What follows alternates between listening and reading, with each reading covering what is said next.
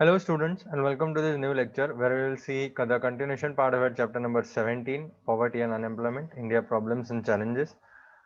वही हमने strategies for poverty eradication के बारे में हमने बात की थी और ये पैराग्राफ हमने कंप्लीट कर दिया था और मैं आपको एक ओवरऑल व्यू दे देता हूँ पॉवर्टी इरेडिकेशन के बारे में। हमारे गवर्नमेंट ने पॉवर्टी इरेडिकेशन के लिए कई सारे ऐसे पॉइंट्स मेंशन किए और ऐसे एफर्ट्स दिए हैं जिससे हाँ बेनिफिट हुआ है। 11th ईयर प्लान कंप्लीट हो गया था। उसमें क्या हुआ था कि भाई मेनली रिस्पॉन्सिबल चीज वो हो गई थी कि रूरल एरियाज को इग्नोर कर दिया गया था डेवलपमेंट की पॉलिसीज बनाने के अंदर। इसीलिए हम ऐसा बोल सकते हैं कि भाई अमीर इंडिया के अंदर गरीब रहते हैं। इकोनॉमिक डेवलपमेंट के वक्त और सोशल डेवलपमेंट कल्चर डेवलपमेंट के वक्त तभी पॉसिबल है भाई जब आप विलेजेस को डेवलप करेंगे। तो इसीलिए ग्राम उदय से भारत उदय ये पॉलिसी इंडिया में गवर्नमेंट ने इम्प्लीमेंट करी थी। ठीक है, और ये बेसिक आइडिया इसका यही है कि विलेजेस को अपलिफ्टमेंट मिले, उसको डेवलपमेंट मिले और विलेजेस हमारे आगे बढ़े। तो इसकी वजह से पॉवर्टी रिमूव हो सकती है। तो ऐसे नए प्लान्स नए प्रोग्राम्स गवर्नमेंट इम्प्लीमेंट करने वाली है। चलिए पॉइंट नंबर 1 की बात करते हैं हम। After independence, government has given a thrust to development of large-scale heavy and key industries along with slogan "गरीबी हटाओ, remove poverty." इंडिपेंडेंस के बाद गवर्नमेंट ने डेवलपमेंट को एक बढ़ावा दिया था। ठीक है, और बड़ी बड़ी इंडस्ट्रीज, हैवी इंडस्ट्रीज, की इंडस्ट्रीज, वो इंडस्ट्रीज को ज्यादा इंपॉर्टेंस दिया था उनके डेवलपमेंट के लिए, उनके एनकरेजमेंट के लिए सिटीज को डेवलप किया गया। ठीक है, और सिटीज डेवलप हुई भी। On the other hand green revolution हुआ और green revolution, land reform act, ये सारी चीजें इंप्लीमेंट हुई जिसकी वजह से डेवलपमेंट एग्रीकल्चर सेक्टर के अंदर भी हुआ और प्रोडक्शन भी बढ़ा। एम्प्लॉयमेंट अपॉर्चुनिटीज जनरेट हुई, लोगों को नौकरियां मिलने लगी, एम्प्लॉयमेंट बढ़ी और पॉवर्टी लेवल रिड्यूस हो सकी। अब देखो, ऐसा माना जाता है कि इंडस्ट्रीज के डेवलपमेंट की वजह से जो इंडस्ट्रीज के ओनर्स हैं उनके बेनिफिट्स ज्यादा बढ़ जाएंगे। ठीक है, मतलब रिच फार्मर्स, रिच लैंडलॉर्ड्स, ये लोग जो हैं वो पैसे जो हैं वो डिस्ट्रीब्यूट करेंगे पुअर पीपल में और फिर पॉवर्टी डिक्रीज होगी।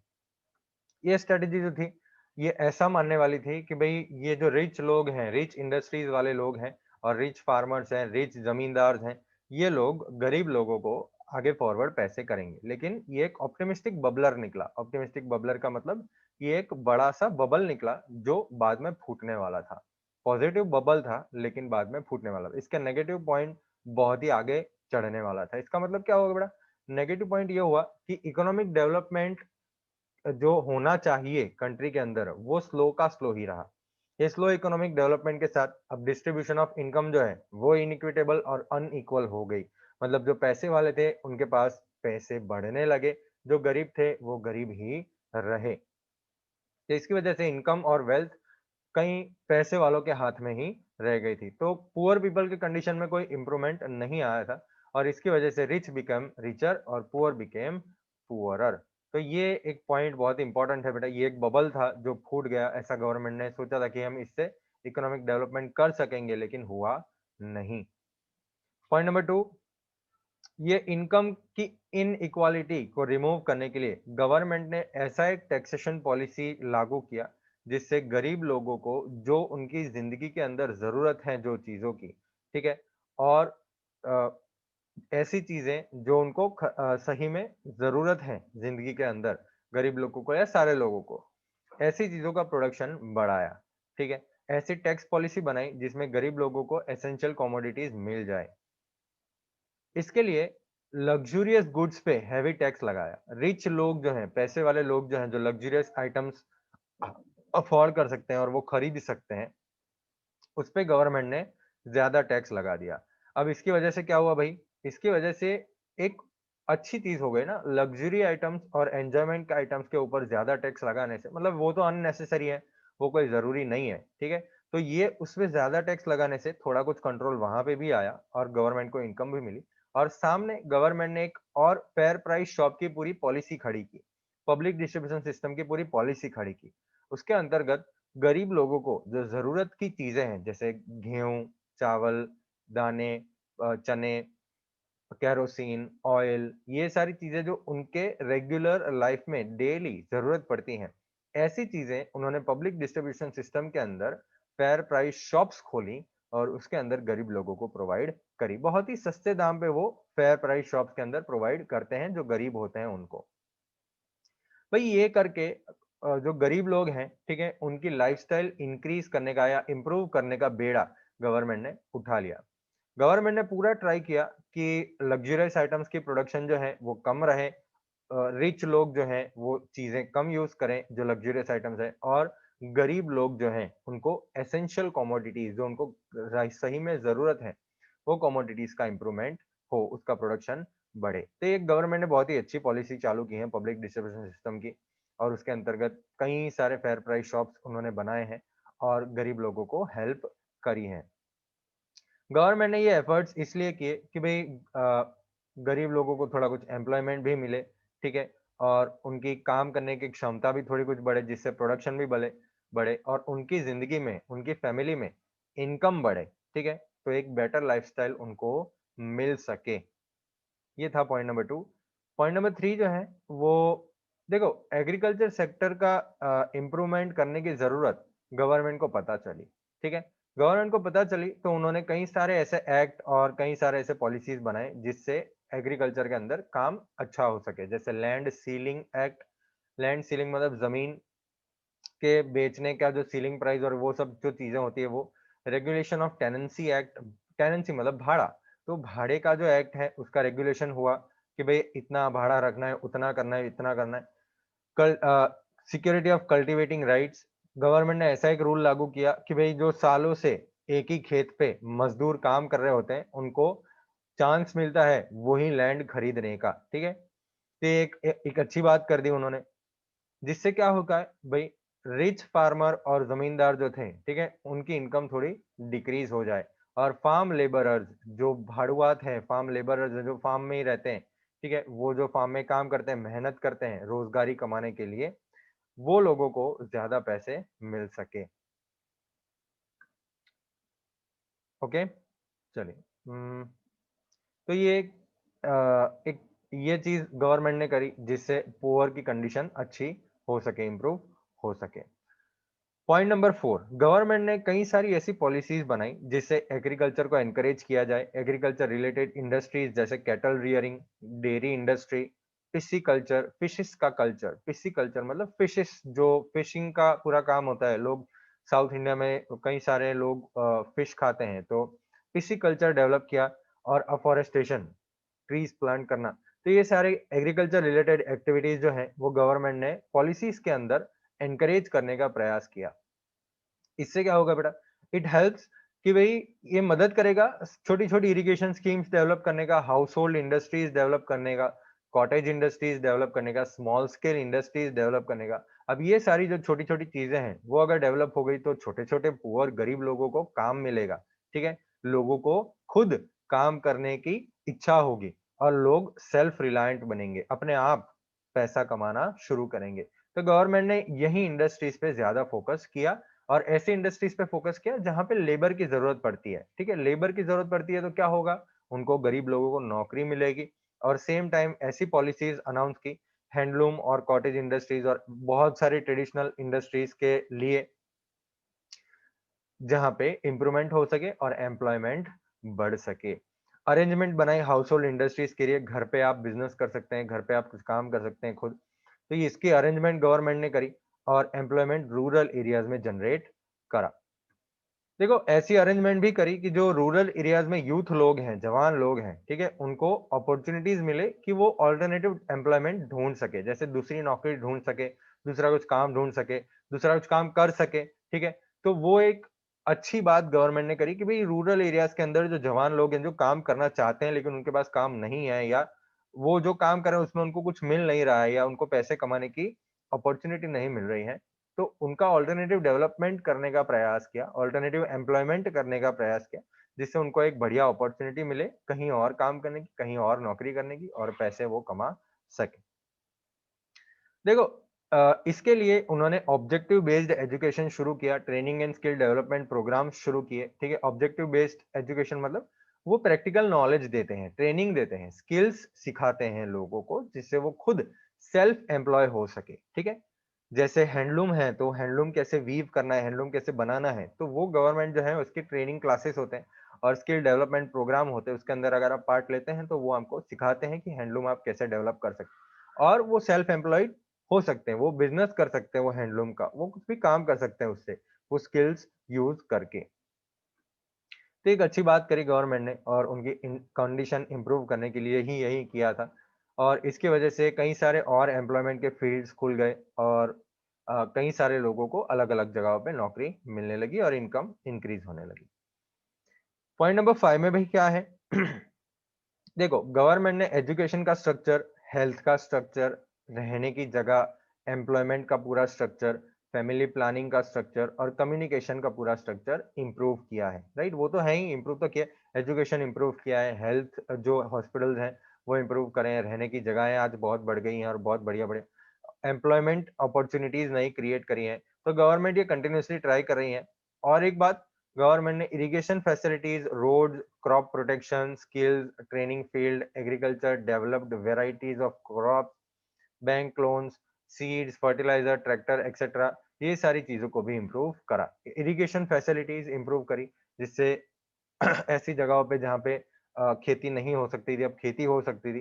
क्रॉप प्रोटेक्शन, क्रॉप का प्रोटेक्शन, इंश्योरेंस उनको देना, ठीक है, कि अगर क्रॉप आपका बिगड़ जाता है कोई भी कारणसर या पॉलिसीज के मुताबिक, तो उनको प्रोटेक्शन मिलता है, उनको इंश्योरेंस मिलता है। उनको स्किल और ट्रेनिंग सिखाई जाती है एग्रीकल्चर सेक्टर के अंदर। और वेरियस टाइप ऑफ क्रॉप्स कैसे आप डेवलप कर सकते हैं, वो सारी चीजें सिखाई जाती हैं। फार्मर्स को बैंक लोन्स प्रोवाइड की जाती है, उनको अगर फर्टिलाइजर खरीदना है, ट्रैक्टर खरीदना है या बीज खरीदने हैं अपने फार्म के लिए, तो उनको बैंक लोन्स दिए जाते हैं। तो एक बहुत बढ़िया काम कर रही है गवर्नमेंट। इसके साथ-साथ ऐसे वैरायटी ऑफ स्टेप्स भी लिए जाते हैं जिससे रूरल एरियाज अपलिफ्ट हो सके। जिससे रूरल एरियाज मतलब गाँव के जो एरियाज हैं, वो अपलिफ्ट हो सके। एम्प्लॉयमेंट अपॉर्च्युनिटीज घर के अंदर ही डेवलप लोग कर सकें। ऐसा एक पूरा उन्होंने स्ट्रक्चर बनाया है। अब इसकी वजह से क्या होगा बेटा? इसकी वजह से पहले के ज़माने में क्या होता था? पहले के ज़माने में जो य यूथ लोग हैं, जो जवान लोग हैं, वो नौकरी के लिए, काम करने के लिए, कुछ बिज़नेस करने के लिए वो सिटीज़ के अंदर आ जाते थे। मतलब गाँव को छोड़ देते थे और गाँव पीछे के पीछे ही रह जाता था। वो लोग डेवलप हो जाते थे लेकिन गाँव डेवलप नहीं हो पाता था। तो अब गवर्नमेंट ने क्या किया? गवर्नमेंट ने पूरा ट्राई किया कि ये जो यूथ लोग हैं, ये जो जवान लोग हैं, वो सिटीज़ को माइग्रेट ना करें, ठीक है? इसकी वजह से क्या हो रहा है लेकिन सिटीज को माइग्रेट कर रहे हैं वो लोग और सिटीज में पॉपुलेशन बढ़ रही है कंटिन्यूअसली, राइट? तो ये एक बात बढ़िया करी गवर्नमेंट ने कि भाई लोग सिटीज में माइग्रेट ना हो, वो गांव में बैठे बैठे ही वो काम कर सके, कुछ भी काम कर सके या उनको जो सिखा जाता है वो नया काम कर सके। विलेज लेवल पे, गांव के लेवल पे उन्होंने सेकेंडरी और हायर सेकेंडरी स्कूल्स ओपन करी, ठीक है, जो बहुत ही नजदीक हों गांव के। कॉलेजेस बहुत ही नजदीक हों, ऐसे कॉलेजेस डेवलप किए।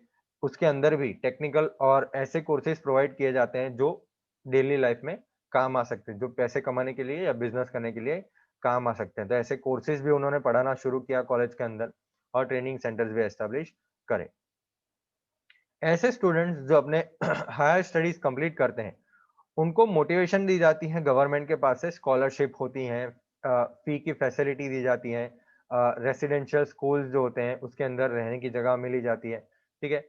और ये सारी चीजें को प्रमोट किया जाता है, गर्ल्स एजुकेशन को भी प्रमोट किया जाता है। तो गवर्नमेंट ये ऐसे प्रोग्राम्स भी कर रही है जिससे ये सारी चीजें बेटर बन सके। कई सारे ऐसे प्रोग्राम्स भी उन्होंने बनाए, जैसे वुमन एम्पावरमेंट वाला प्रोग्राम है, ठीक है, वो स्टार्ट किया गया। जो लेडीज लोग हैं, जो वुमन है, वो घर पे बैठे ही अपने आप काम कर सके, कुछ ना कुछ काम कर सके। तो वो एक चीज बढ़िया करी कि जो ऐसे ही खाली बैठे रहते थे या जो भी काम नहीं कर पाते थे, उनको स्किल सिखा के या ट्रेनिंग दे के वो घर पे बैठे काम कर सकते हैं।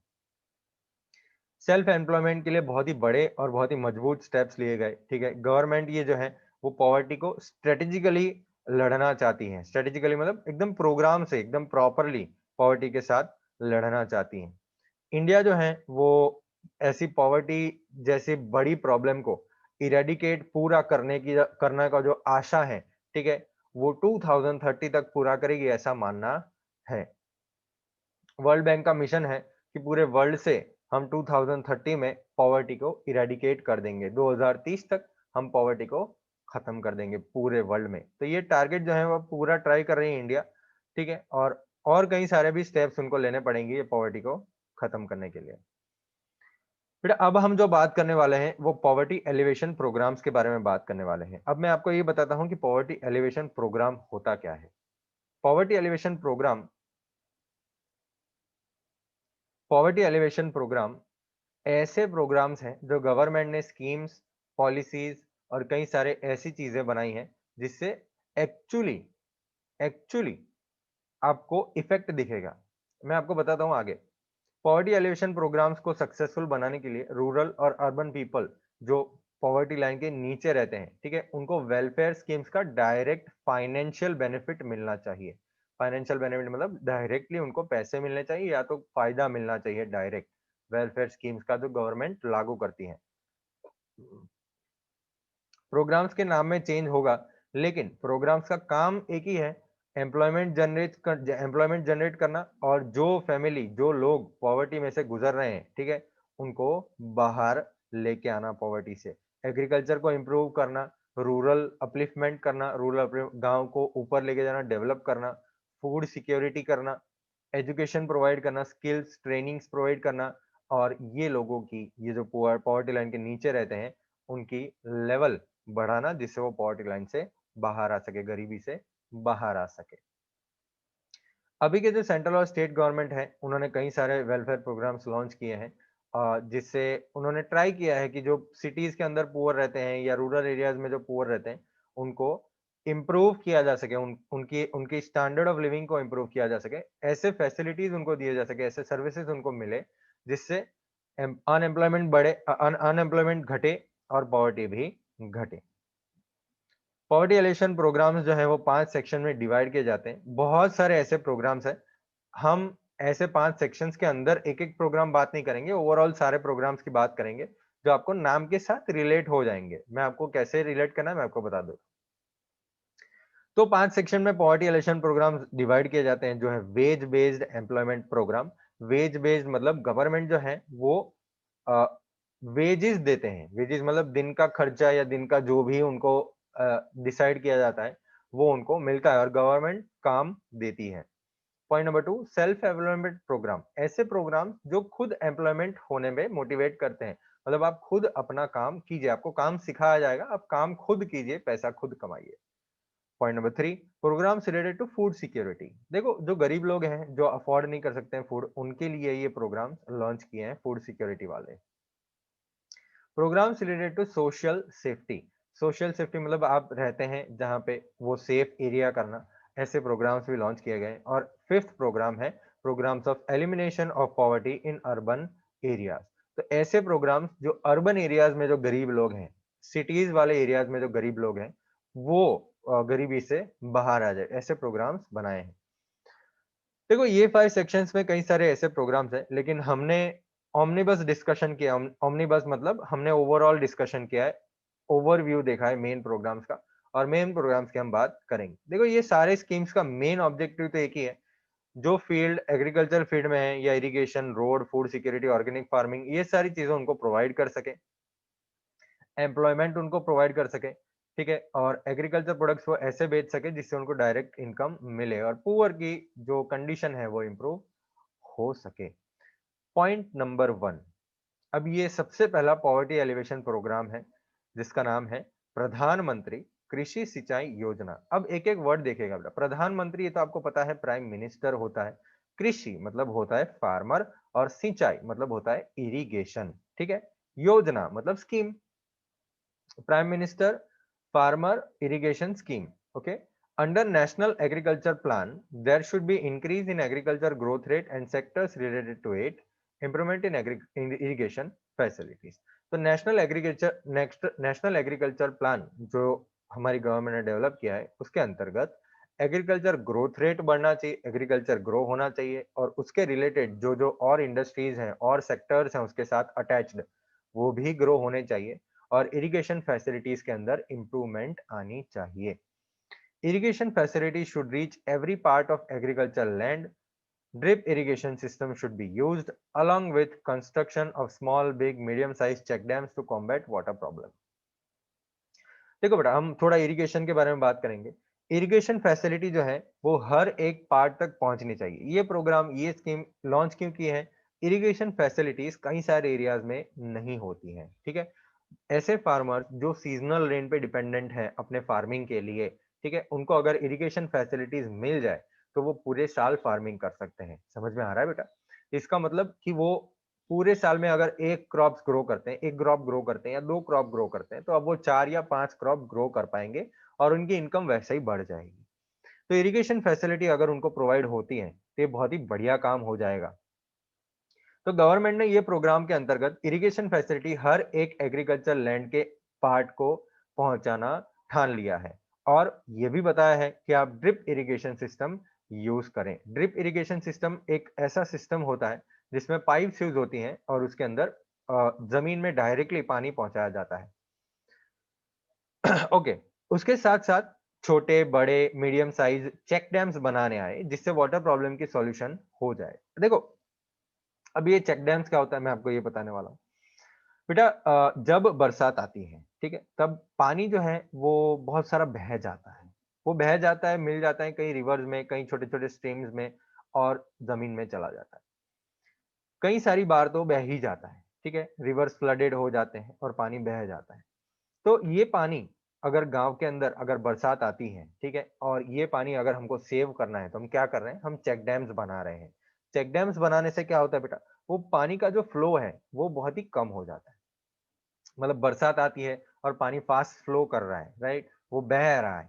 तो अब हम अगर चेक डैम बना देते, छोटे बड़े, वो बहने वाले एरियाज में हम डैम्स बना देते हैं या बाढ़ बना देते हैं, तो बाढ़ बनाने से क्या हो जाएगा बेटा, पानी का फोर्स जो है वो बहुत ही स्लो हो जाएगा। अब उससे क्या होगा, उससे जो पानी बह जाता था वो ज्यादा मात्रा में जमीन खींच लेगा, ठीक है। अगर फ्लो स्लो हो जाएगा तो जमीन के अंदर पानी ज्यादा जाएगा, ग्राउंड वाटर का लेवल बढ़ेगा। तो एक वाटर प्रॉब्लम जो है, ठीक है, शॉर्टेज हो जाती है पानी की, वो बहुत हद तक कम हो जाएगी। जिससे क्या होगा, ग्राउंड वाटर बढ़ेगा, ग्राउंड वाटर बढ़ेगा तो लोगों को पानी ग्राउंड में से मिलना शुरू हो जाएगा। वो जो पहले बह जाता था, वो जो चला जाता था, वो पानी अब स्टोर होके रह जाता है, ठीक है। तो ये होता है चेक डैम्स बनाने का पीछे का ऑब्जेक्टिव। तो हर एक फील्ड को पानी मिले, इसलिए इरिगेशन फैसिलिटीज और चेक डैम्स बनाने चाहिए। ऐसे स्टेप्स ये प्रोग्राम के अंदर लिए जाते हैं जिससे फार्मर जो है वो एग्रीकल्चर के जो डेंजर्स हैं उसमें से बच जाते हैं और उधार उनको नहीं लेना पड़ता। उनको अगर पानी मिलता है, अच्छा क्रॉप होता है, अगर अच्छे भाव पे वो बेच पाते हैं, तो उनको उधार उधार लेना नहीं पड़ता है और वो डेब्ट फ्री बन जाते हैं और ये पॉवर्टी के सर्कल से बाहर आ जाते हैं। समझ में आया बेटा ये? तो ये पॉइंट है हमारा प्रधानमंत्री कृषि सिंचाई योजना, फार्मर इरिगेशन योजना। तो एक बहुत ही बढ़िया योजना है बेटा फार्मर्स के लिए। एग्रीकल्चर लैंड जिसके पास है, जो खेती कर रहे हैं, इरिगेशन फैसिलिटीज उनको मिल रही हैं, उनको चेक डैम्स बनाने का काम है, मतलब चेक डैम्स मिल रहे हैं उनको जिससे पानी जो है वो ले सकते हैं अपने फील्ड के लिए। तो बहुत बढ़िया काम है जिससे बहुत फायदा फार्मर्स को हो जाए और फार्मर जो पॉवर्टी लाइन के अंदर आ जाते हैं वो बाहर निकल जाए, ये सर्कल में से बाहर आ जाए। पॉइंट नंबर 2 है prime minister farm safety insurance plan. अब नाम से देखिए, prime minister farm safety insurance plan, तो मतलब फार्म की सेफ्टी के लिए उनको इंश्योरेंस प्लान दिया जाता है। By improving farm safety insurance plan, farmers are to be helped at the time of natural calamity by providing them economic support. तो अब क्या होता है बेटा, फार्मर्स जो है वो, अगर ऐसा होता है कि भाई बहुत सारी बरसात बढ़ गई या बरसात नहीं आई, ठीक है, नेचुरल कैलामिटी हो गई, नेचुरल कैलामिटी डिजास्टर अगर हो गया, बहुत सारी बरसात आ गई और पूरा जो फार्म है वो डिस्ट्रॉय हो गया, या फिर वो कीड़े मकोड़े लग गए फार्म्स के अंदर जिससे उनका पूरा क्रॉप जो है वो नुकसान हो गया पूरा। तो ऐसे टाइम पे फार्मर्स को जो है वो इंश्योरेंस दिया जाता है। इंश्योरेंस होता है वो क्या होता है, वो फार्म के ऊपर होता है। उनको अगर डिस्ट्रॉय हो जाता है उनका फार्म या कुछ भी प्रॉब्लम हो जाता है तो वो इंश्योरेंस में क्लेम कर सकते हैं, उनको इंश्योरेंस मिलता है। तो ये बहुत बढ़िया पार्ट है, उनको फाइनेंशियल सपोर्ट मिल जाता है, इकोनॉमिक सपोर्ट मिल जाता है। अगर फार्म डिस्ट्रॉय हो जाए तो फार्मर के पास तो और कोई इनकम होती नहीं है, तो ये इकोनॉमिक सपोर्ट उनको मिलने से बहुत बढ़िया काम हो जाएगा और वो फिर से फार्मिंग कर पाएंगे। Government started giving bonus at the time at the purchase of cotton and concession at loss damage of crop. क्षति मुक्त कृषि भव पंच has been set up to stabilize the prices. Government ने बोनस स्टार्ट किया, ठीक है, कॉटन के purchase के ऊपर बोनस देना शुरू किया। कॉटन अगर वो ग्रो करते हैं, कॉटन बढ़िया वो ग्रो करते हैं, और जब गवर्नमेंट कॉटन परचेज करती है, ठीक है, तो वो गवर्नमेंट ने उस पे बोनस देना शुरू किया, तो एक बढ़िया चीज हो गई। पहले 100 रुपए 120 रुपए मिल रहे थे, अब 150 160 रुपए उनको मिल रहे हैं, बोनस मिल रहा है ऊपर। और लॉस होता है या डैमेज होता है क्रॉप्स को, तो उसके ऊपर कंसेशन दिया जाता है। कंसेशन मतलब वो इकोनॉमिक सपोर्ट दिया जाता है, पैसे दिए जाते हैं अगर लॉस हो जाता है तो। ये भी एक बहुत बढ़िया पार्ट है, तो फार्मर को चिंता करने की बिल्कुल जरूरत नहीं पड़ती है कि अगर क्रॉप प्रॉपरली नहीं उगता है, ठीक है, तो उनको लॉस या डैमेज का पैसा दिया जाता है। अब देखिए, क्षति मुक्त, क्षति मतलब क्या होता है बेटा? क्षति मतलब जो होता है वो इम्पैक्ट, डेंजर, ठीक है, तो डेंजर मुक्त फार्म भव पंच, डेंजर मुक्त हो जाए, ठीक है, फार्मर जो है वो डेंजर मुक्त हो जाए। क्षति मुक्त कृषि भाव पंच, पंच मतलब 5 जन, जो एक पूरा कमिटी होता है, वो एस्टैब्लिश किया गया है प्राइजेस को स्टेबलाइज करने के लिए, प्राइजेस को मेंटेन रखने के लिए, जिससे फार्मर्स को उनके क्रॉप्स के प्राइस मिल सके, ठीक है, बढ़िया मिल सके, और वो पैसे कमा सके वो क्रॉप्स ग्रो करके। चलिए बेटा, नेशनल ड्रिंकिंग वाटर प्रोग्राम के बारे में हम नेक्स्ट लेक्चर के में बात करेंगे। देखिए, मैं एक बात आपको बहुत ही क्लियरली और इम्पोर्टेंट चीज बता दूं, ये चैप्टर जो है, ठीक है, वो आपके लिए भगवत गीता है। मतलब भगवत गीता का मतलब, जितनी बार आप पढ़ेंगे उतनी बार आप कुछ नया समझेंगे, जितनी बार आप ट्राई करेंगे पढ़ना, उतनी बार आपको कुछ नया पता चलेगा। भगवत गीता में भी ऐसा ही होता है, जितनी बार आप पढ़ने का ट्राई करेंगे उसमें से आपको कई सारी चीजें समझ में आएंगी, कई सारी चीजें नहीं आएंगी। तो 5 बार 10 बार पढ़ेंगे तब भगवत गीता समझ में आती है थोड़ी कुछ। ये जो चैप्टर है वो आपके लिए भगवत गीता है।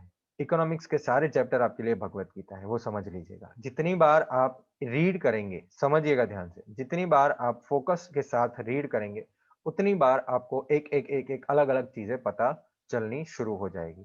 तो यहां तक हमने जो खत्म किया है, पेज नंबर 137 पॉइंट नंबर 2 तक, ओके, वहां तक आपको एक बार पढ़ लेना है। जब जब हमारा ये चैप्टर आगे चलता जाएगा, उतना आप पहले से तब तक पढ़ते जाएंगे जब तक हमने खत्म किया है, ठीक है। इससे आप बहुत परफेक्ट हो जाएंगे चैप्टर के अंडरस्टैंडिंग के लिए। ओके, आपका होमवर्क यही है बेटा कि आपको ये चैप्टर रीड करना है, चैप्टर नंबर 17। बात करेंगे पॉइंट नंबर 3 पेज नंबर 137 से आगे नेक्स्ट लेक्चर में। Bye bye.